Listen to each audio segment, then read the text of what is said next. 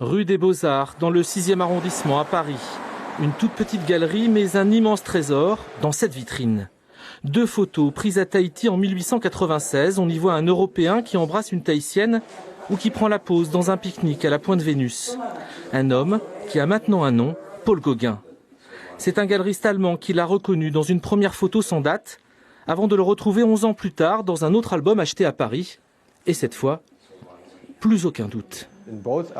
Dans les 2 albums, on trouve la photo qu'on avait déjà, plus une nouvelle, au même endroit, du même pique-nique, avec tous ces gens qui font la fête et qui posent pour le photographe.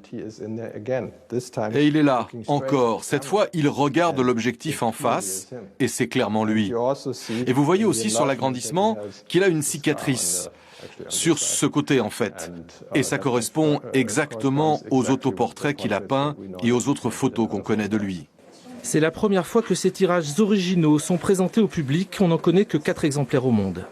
Il y a quelque chose de lumineux dans ses yeux et ça accroche le regard. Voilà, aussi simple que ça. Et on sait que, tiens, on ne sait pas si c'est Gauguin à l'origine quand on regarde la photo, mais on dit, tiens, celui-là, c'est intéressant. Et donc, évidemment, en creusant un peu plus loin, c'est bien lui.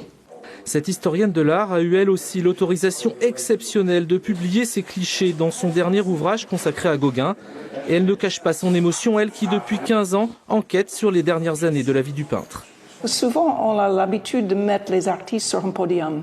Ils sont des dieux et pas des hommes. Et maintenant, on voit Gauguin comme un homme, comme nous, sur la plage. Et il fait la fête. Caroline Boyle-Turner, que l'on voit ici aux Marquises faire la leçon à des touristes. C'était en décembre dernier, devant la tombe de Paul Gauguin à Atuona, là où il avait enfin trouvé, dit-il, son paradis perdu et où il s'est éteint en 1903.